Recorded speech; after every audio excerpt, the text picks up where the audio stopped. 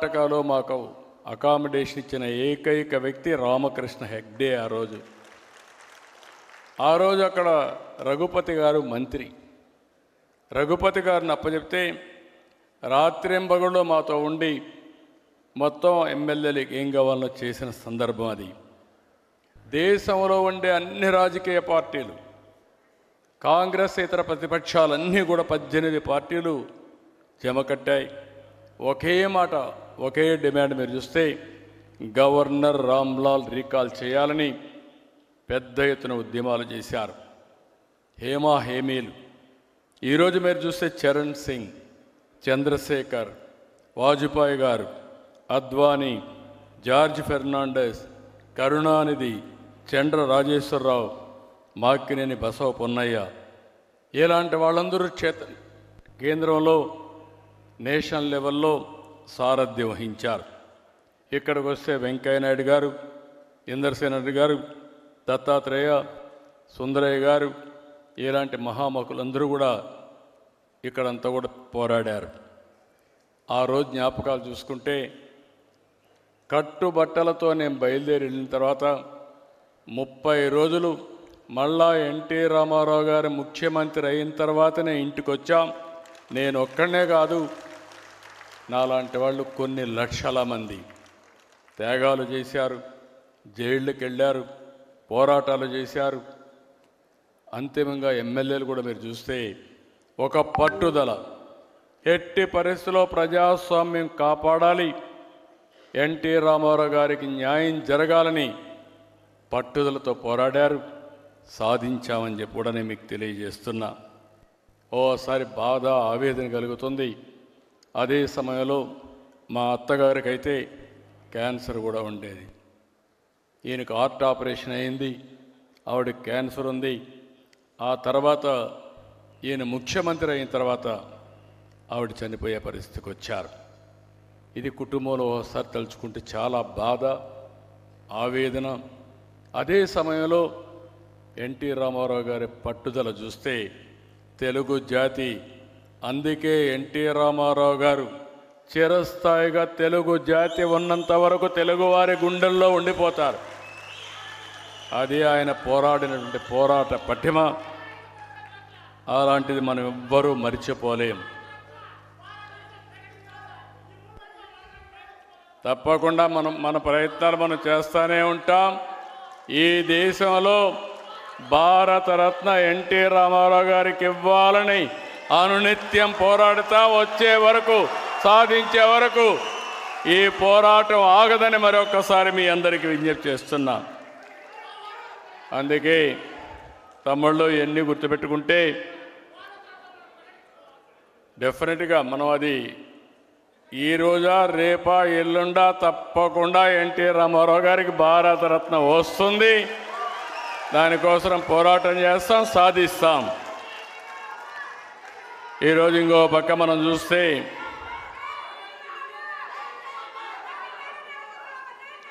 ఈరోజు మనందరం చూసినప్పుడు 41 సంవత్సరాలు పూర్తయింది. ఈరోజు ఈ పుస్తకాన్ని భావితరాలకు అందజేసినటువంటి జనార్దన్ గారిని, అదే మాదిరిగా విక్రమ్ గారిని, ఇక్కడుండే ఆ కమిటీ అందరిని కూడా మనస్ఫూర్తిగా అభినందిస్తున్నా. ఈరోజు మనం ఒక్కసారి చూసినప్పుడు ఇలాంటివి కొన్ని విషయాలు జరిగినప్పుడు మనకు అనిపిస్తుంది ఎన్టీ రామారావు గారు ఒక చరిత్ర, తెలుగుదేశం పార్టీ ఒక చరిత్ర, ఎన్టీఆర్ ఆశయాలు శాశ్వతంగా ఉంటాయి. అదే సమయంలో ఆయన ఇచ్చిన మాట మీరు చూస్తే అనేక సందర్భాల్లో చెప్పిన మాట మనందరి. ఉల్లిపాయలు తరిగేటప్పుడు మీ మేకప్ని చెక్ చేసుకోలేరా? మీకు కావాలి ఫెవిక్విక్ యొక్క కొత్త AI. సమాజమే దేవాలయం, పేదవాళ్లే దేవుళ్ళని చెప్పిన ఏకైక వ్యక్తి నందమూరి తారక రామారావు గారు. ఆయన సంక్షేమ కార్యక్రమాలు ప్రారంభించారు. ఈరోజు దేశమంతా అమలు చేసే పరిస్థితికి వచ్చింది. ఆయన నదుల అనుసంధానానికి శ్రీకారం చుట్టారు. ఈరోజు దేశం మొత్తం నదుల అనుసంధానం జరిగే పరిస్థితి వచ్చింది. ఆయన ఆ రోజు ఆడబిడ్డలకు ఆస్తిలో హక్కు ఇచ్చారు. ఈరోజు స్త్రీ శక్తి ద్వారా మా ఆడబిడ్డలకి ఉచిత ప్రయాణ సౌకర్యం కూడా మనం కల్పించుకున్నాం. నరేంద్ర మోడీ గారు, ఆ రోజు ఎన్టీ రామారావు గారు స్థానిక సంస్థల్లో 9% రిజర్వేషన్లు పెడితే ఈరోజు నరేంద్ర మోడీ గారి ఆధ్వర్యంలో ఆడబిడ్డలకు చట్టసభల్లో 33% రిజర్వేషన్లు వస్తున్నాయి. అంటే మనం చేసిన ప్రతి ఒక్క పాలసీ ఈరోజు దేశానికి ఆదర్శమైంది. భవిష్యత్తులో కూడా ఆదర్శంగా ఉంటాయని చెప్పి నేను మీకు తెలియజేస్తున్నా. ఈరోజు ఇంకొక విషయం కూడా మనం గుర్తుపెట్టుకోవాల్సిన అవసరం ఉంది. ఆ రోజు ఎన్టీ రామారావు గారు ప్రారంభించిన ఉద్యమం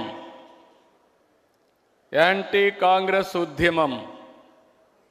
ఈరోజు మీరు చూస్తే దేశంలో ఉండే అన్ని రాజకీయ పార్టీలు కలిపాడు, ఉద్యమం చేశాడు, నేషనల్ ఫ్రంట్ పెట్టాడు.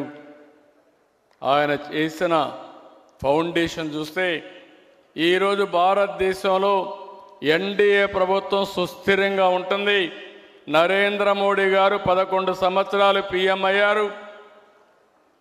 11వ స్థానంలో ఉండే ఆర్థిక వ్యవస్థని 4వ స్థానాన్ని తెచ్చారు. రాబోయే రోజుల్లో ప్రపంచంలోనే భారతదేశం అగ్రస్థానం కాబోతుంది.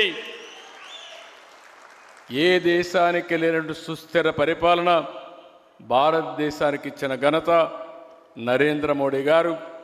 అలాంటి వ్యక్తి రేపు జన్మదినం. ఆ జన్మదినానికంటే ఒక రోజు ముందు మనం ఈ కార్యక్రమం పెట్టుకోవడం ఒక సంతోషకరమైన విషయం అని చెప్పి కూడా మీకు తెలియజేస్తున్నా. ఇలాంటివన్నీ చూసినప్పుడు నేను ఒక్క మాటలో చెప్పాలంటే, రామారావు గారి గురించి ఒక్క మాటలో చెప్పాలంటే, తెలుగు వైభవం, తెలుగు ధనానికి ప్రతిబింబం, తెలుగు జాతి ఆత్మగౌరవానికి ప్రతీక.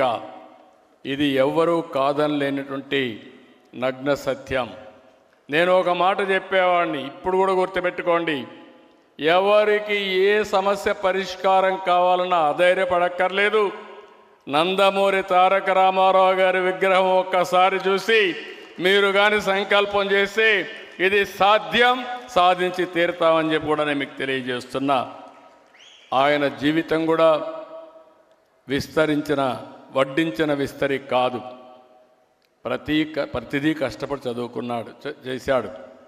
పట్టుదల, ఆత్మవిశ్వాసం, ఒక్కొక్క మెట్టు ఎదుగుతూ వచ్చాడు. అందుకే ఎన్టీఆర్ ఒక ఆదర్శంగా మిగిలారు. 49లో మన దేశం నటుడిగా క్యారియర్ మొదలుపెట్టాడు. పాతాళ భైరవి, మాయా బజార్, లవకుశ, దానవీర సూరకర్ణ, గుండమ్మ కథ, ఇలా ఎన్నో మరుపురాని చిత్రాలు నటించాడు. దేవుళ్ళు చూడలేదు కానీ శ్రీరాముడు ఎట్టుంటాడో, శ్రీకృష్ణుడు ఎట్టుంటాడో, కర్ణుడు ఎట్టుంటాడో చూడాలంటే అది ఎన్టీఆర్ రూపంలోనే మనం చూస్తున్నామని చెప్పి కూడా నేను మీకు తెలియజేస్తున్నా. సినిమాల్లోనే కాదు, ఒక రాజకీయాల్లో ఒక ఆదర్శ నేత. ఏ దేశానికి సంక్షేమ కార్యక్రమాలు ఇవ్వచ్చని చెప్పినటువంటి నాయకుడు నందమూరి తారక రామారావు గారు. ఆ రోజుట్లో 2 రూపాయల కేజీ బియ్యం, సగం ధరకే చీర దోవతి, 50 రూపాయలకే హెచ్పి కరెంట్ ఇవ్వడం, ఇలాంటి పేదవాళ్ళందరికీ పక్కా ఇళ్ళు కట్టడం 1-2 కార్యక్రమాలు కాదు, అనేక కార్యక్రమాలు చేశాడు. అందుకే మనం అందరం గుర్తుపెట్టుకోవాలి, ఎన్టీఆర్ అంటే రాజకీయాల్లో ఒక సంచలనం. ఎన్టీఆర్ అంటే ఒక ఉత్తేజం, ఉత్సాహం. ఎన్టీఆర్ అంటే ఆవేశం, ఆత్మాభిమానం. ఎన్టీఆర్ అంటే రామరాజ్యం, పేదల సంక్షేమం. ఎన్టీఆర్ అంటే నాటికి నేటికి ఎప్పటికీ తెలుగు జాతి వైభవం. అందుకే ఆలోచిస్తున్నాం, అమరావతిలో ఎన్టీ రామారావు గారు శాశ్వతంగా గుర్తుండే విధంగా తెలుగు భాష కూడా ప్రాచీన భాషగా డిక్లేర్ చేశారు. ఈరోజు మన వెంకయ్య నాయుడు గారి యొక్క కృషితో నెల్లూరులో సెంటర్ పెట్టారు. కానీ వారు కూడా మనం ఒక మాట అన్నారు, దాన్ని డెవలప్ చేయాలని. వారు అనుమతిస్తే ఆ సెంటర్ కూడా తీసుకొచ్చి తెలుగు వైభవం పేరుతో ఎన్టీఆర్ విగ్రహం పెట్టి పెద్ద ఎత్తున ప్రాచీన తెలుగు ప్రాచీన భాషగా దీన్ని భావితరాలకు అందించే బాధ్యత తీసుకుంటామని చెప్పి కూడా నేను మీకు తెలియజేస్తున్నా. ఈరోజు గుజరాత్లో సర్దార్ వల్లభాయ్ పటేల్ విగ్రహాన్ని పెట్టారు. అదే తరహాలో తెలుగు జాతి గుర్తుండే విధంగా మన ఎన్టీ రామారావు గారు విగ్రహం పెట్టి తెలుగు జాతికి కష్టపడిన ప్రతి ఒక్కరిని గౌరవించేట్టుగా చేస్తామని చెప్పి నేను మీకు తెలియజేసుకుంటూ, ఆయన ఎప్పుడూ ఒకటే చెప్పేవాడు, భాష మీద జాతి మీద అభిమానం ఉండే వ్యక్తి ఎన్టీ రామారావు గారు. నేను అందుకే ఆయన తరపున మీ అందరికీ, ఆయన మన దగ్గర లేరు కానీ ఆయన ఆశయాలు మన దగ్గర ఉన్నాయి, ఆయన సంకల్పం మన దగ్గర ఉంది. ప్రపంచంలోనే తెలుగు జాతిని నెంబర్ 1 చేసే బాధ్యత తెలుగుదేశం పార్టీ తీసుకుంటుందని చెప్పి మీ అందరికీ విజ్ఞప్తి చేస్తూ, ఇప్పుడే మీరు చూశారు, ఆ రోజు ఒక ఉద్యమం చేస్తే 2024లో సైలెంట్ ఉద్యమం. నేను చాలా ఎన్నికలు చూశాను కానీ 94% స్ట్రైక్ రేట్తో 57% ఓట్లతో గెలిపించిన ఏకైక ఎన్నిక ఆంధ్రప్రదేశ్ చరిత్రలో 2024. అది ఎన్డీఏ పై నుండి అభిమానం. ఆ అభిమానాన్ని శాశ్వతంగా ఇక్కడికి వస్తే మిమ్మల్ని అందరినీ చూస్తున్నా, ఇక్కడుండే మీరే కారణం.